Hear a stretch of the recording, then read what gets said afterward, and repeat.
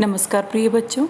पूर्व में हमने समास पढ़े, उसके पश्चात हमने समास के भेद जाने और तत्पुरुष समास के बारे में भी हमने थोड़ी सी जानकारी ली। तो आज हम तत्पुरुष समास के उपभेदों के बारे में जानेंगे। जैसा कि बेटा आपको पता है, तत्पुरुष समास में दूसरा पद प्रधान होता है और पहला पद गौण होता है, और आपके जो कारक चिन्ह हैं उनके अनुसार तत्पुरुष के जो हैं भेद परिवर्तित हैं। कारक विभक्तियों के अनुसार ही तत्पुरुष समास के जो है 6 भेद हैं। प्रथम कारक और अंतिम कारक को छोड़ करके दूसरे से लेकर 7वें कारक के चिन्ह के आधार पर उस कारक के नाम के साथ हम तत्पुरुष समास लगा के उसके उपभेद को बताते हैं। तो देखिए, यह है कर्म तत्पुरुष। कर्ता ने कर्म को कारक चिन्ह जहाँ आ जाता है, जिसके पहले पद के साथ कर्म कारक के चिन्ह को लगे हो, मतलब जिसका जो पहला पद है उसके साथ कर्म कारक का चिन्ह, ये देखिए को, कर्म कारक का चिन्ह है को लगा हो, उसे हम कर्म तत्पुरुष कहते हैं। तो कर्म तत्पुरुष के कुछ उदाहरण हम देखते हैं। समस्त पद है स्वर्ग प्राप्त। ये देखिए पहला पद यहाँ पे स्वर्ग प्राप्त, मतलब जब हम इसका विग्रह करेंगे तो हम लिखेंगे इसको स्वर्ग को प्राप्त। तो यहाँ पे विभक्ति चिन्ह लगा, हमने विभक्ति चिन्ह लगाया, वो हुआ को, तो ये हुआ कर्म तत्पुरुष। इसी प्रकार से कष्टापत्र, कष्टापात्र मतलब कष्ट को अपत्र, कष्ट को अपत्र या फिर कष्ट को प्राप्त। ये देखिए यहाँ भी हमने को जो विभक्ति चिन्ह है, जो कि कर्म कारक का विभक्ति चिन्ह है, उसको लगा करके हमने इसका विग्रह किया। तो इसी प्रकार से हम आगे देखते हैं आशातीत। ये देखिए आशातीत मतलब आशा अतीत, आशा को अतीत। तो कहने का तात्पर्य यहाँ भी कारक चिन्ह को हमने लगाया, जो कि कर्म कारक का चिन्ह है, और इसी के आधार पर हमने इसे कहा कर्म तत्पुरुष। अगला उदाहरण गृहागत, गृह को आगत, तो यहाँ पर भी को कारक चिन्ह लग गया है, इसी से ये बन गया है कर्म तत्पुरुष। अगला आपका है सिर तोड़, सिर को तोड़ने वाला, तो यहाँ भी कारक चिन्ह लगा को, तो इसके आधार पर हम इसे कहेंगे कर्म तत्पुरुष। अगला है आपका चिड़ी मार, चिड़िया को मारने वाला, को कारक चिन्ह से ये हो गया है कर्म तत्पुरुष।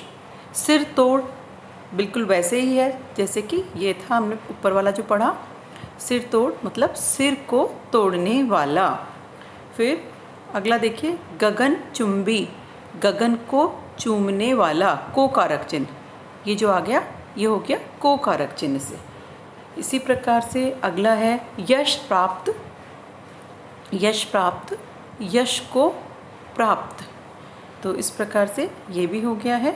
अब है ग्रामगत, मतलब ग्राम को गत, ग्राम को जो गया हुआ है उसको हम कहेंगे ग्रामगत, ग्राम को गया हुआ।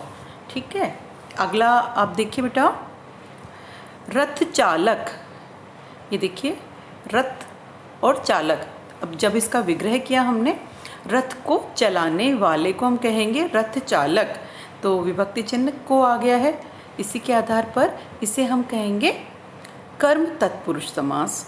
अगला आपका है जेब कतरा, जेब को कतरने वाला, मतलब जो जेब काटने वाला है उसको हम कहते हैं जेब कतरा, तो ये भी हो गया कर्म तत्पुरुष।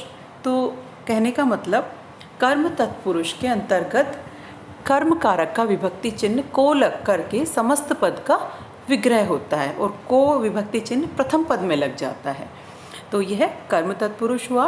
अगला है करण तत्पुरुष। देखिए करण तत्पुरुष या जिसे तृतीय तत्पुरुष भी कहते हैं, इसमें पहले पद के साथ करण कारक की जो विभक्ति होती है से या द्वारा, आप अच्छे से जानते हैं करण कारक की विभक्ति चिन्ह से और द्वारा लगी होती है, उसे हम कहेंगे करण कारक। तो इसी के कुछ उदाहरण हम देखते हैं। ये देखिए करण तत्पुरुष के कुछ उदाहरण। वाग युद्ध मतलब जो मुंह से युद्ध लड़े, मतलब बातचीत से, बातों के द्वारा जो युद्ध लड़ा जाता है, वाक से युद्ध। इसका भी हमने विभक्ति चिन्ह देखा, वाक से युद्ध। इसी प्रकार से आचार कुशल, अगला उदाहरण है आचार कुशल। कहने का मतलब आचार से कुशल, जो व्यवहार में कुशल होता है हम कहते हैं वो आचार कुशल है। अगला उदाहरण तुलसी कृत, तुलसी से कृत मतलब तुलसी द्वारा किया गया। कपड़ छना, कपड़ छना मतलब जो कपड़े से छना हुआ हो, तो कपड़े से छना। इसी प्रकार से अगला है मुँह मांगा। ये देखिए मुँह मांगा, मुँह से मांगा। तो इस प्रकार से ये हो गया रस भरा। उदाहरण रस भरा, रस से भरा। करुणागत, करुणा से पूर्ण। अगला है भयाकुल, भय से आकुल, आकुल। अगला है आपका रेखांकित, रेखा से अंकित। शोकग्रस्त, ये देखिए शोक से ग्रस्त। और मदांध, मद में जो अंधा हो उसको हम कहेंगे मदांध, से कारक विभक्ति आ गई। फिर है मनचाहा, मन से जिसे चाहा, तो से कारक विभक्ति से हम इसका विग्रह करेंगे। फिर है सूर रचित, सूर द्वारा रचित।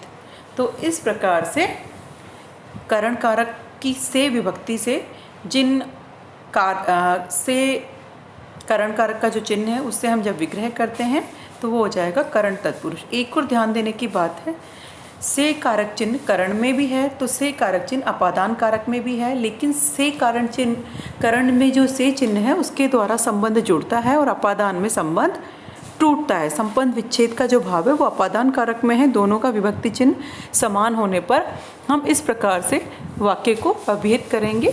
धन्यवाद।